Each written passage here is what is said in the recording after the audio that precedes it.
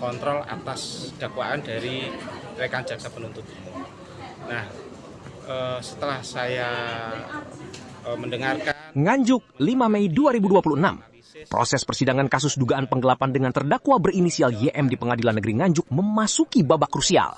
Dalam sidang yang digelar Selasa, jaksa penuntut umum menegaskan bahwa kerugian yang dialami korban mencapai 40 juta rupiah, sebagaimana tercantum dalam berkas perkara. Menanggapi eksepsi dari tim pembela, JPU Kokorobi Yahya menyatakan bahwa meskipun terdapat hubungan hukum perdata antara para pihak, hal tersebut tidak menghapus unsur pidana. Menurutnya, penyelesaian secara perdata tidak menjadi penghalang untuk melanjutkan proses hukum pidana, karena keduanya memiliki tujuan dan konsekuensi yang berbeda. JPU pun meminta majelis hakim menolak seluruh eksepsi yang diajukan dan melanjutkan persidangan ke tahap pembuktian. Namun pandangan berbeda disampaikan tim penasihat hukum terdakwa. Kuasa hukum Prayogo Laksono menilai dakwaan jaksa tidak memenuhi syarat formil dan material, serta hanya memperkuat posisi penuntutan tanpa dasar yang kuat. Tim pembela juga menyoroti sejumlah kejanggalan, mulai dari penerapan pasal yang dianggap tidak tepat, dakwaan yang dinilai kabur, hingga ketidakjelasan waktu kejadian. Selain itu, mereka menegaskan bahwa perkara ini seharusnya masuk dalam ranah perdata, bukan pidana. Setelah mendengar kedua pihak, majelis hakim menunda sidang. Putusan sela akan dibacakan pada 7 Mei 2026 yang akan menjadi penentu arah kelanjutan perkara ini. Jika eksepsi diterima, persidangan dapat dihentikan. Namun jika ditolak, kasus akan berlanjut ke tahap pembuktian dengan menghadirkan saksi. Terkait agenda pada hari ini? Agenda hari ini adalah jawaban dari perlawanan yang dilakukan oleh rekan jaksa penuntut umum. Ya.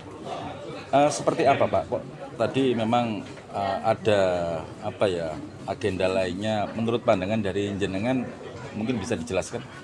Ya, menurut pendapat saya, ya kita dalam melakukan perlawanan kemarin kan kita kontrol atas dakwaan dari rekan jaksa penuntut umum. Nah, setelah saya mendengarkan, mencermati dan menganalisis daripada jawaban tersebut, saya rasa kami tetap berpegang teguh pada surat dakwaan yang awal. Surat dakwaan awal itu ya ini 3 lembar ini. Jadi jawaban dari perlawanan itu menurut kami hanyalah suatu pembenaran saja dari dakwaan setelah kita lakukan perlawanan. Terus yang kedua, di dalam jawaban tadi jaksa mengakui bahwa peristiwa pidana ini berawal dari peristiwa perdata. Di situ itu termasuk hal-hal yang nantinya harapan kami perlu dipertimbangkan juga oleh majelis hakim. Langkah dan strateginya dengan seperti apa nantinya Pak Dokter?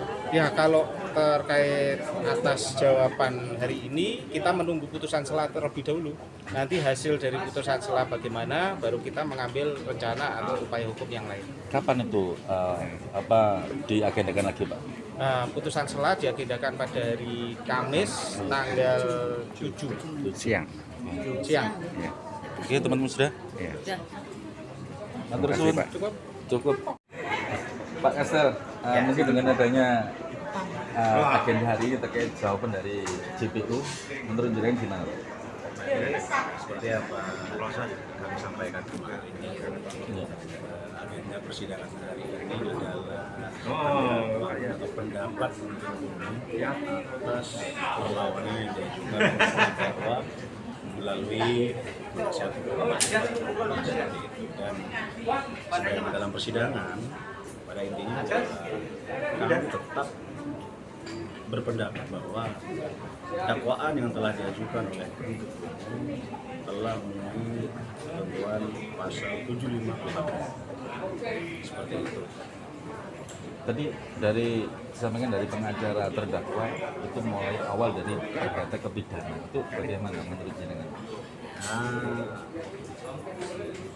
Dalam penanganan perkara ini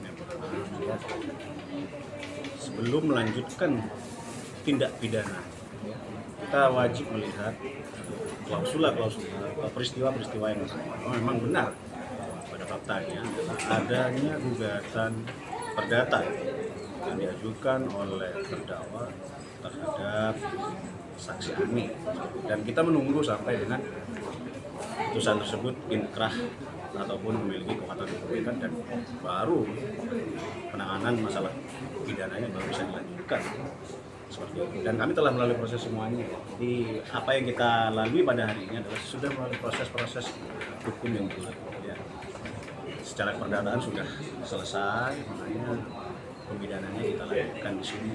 Sebagaimana kemarin penasihat hukum terdakwa berpendapat bahwa dakwaan dari penuntut umum tidak terbuka, tidak terbuka.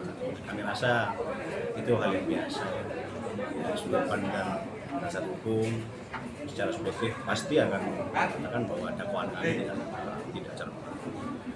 Dan pada hari ini ya kita tegaskan kembali dakwaan yang telah disusun dan diajukan oleh penuntut umum tentunya sudah lengkap, cermat, sebagaimana dalam pasal 7. Dan kita semua menunggu ya seperti apa nanti putusan dari majelis hakim. Namun jika ditolak, kasus akan berlanjut ke tahap pembuktian dengan menghadirkan saksi dan alat bukti. Perkara ini menjadi perhatian publik karena mencerminkan tarik-menarik antara ranah hukum pidana dan perdata dalam sistem hukum di Indonesia. Dari Nganjuk, Warta Global melaporkan.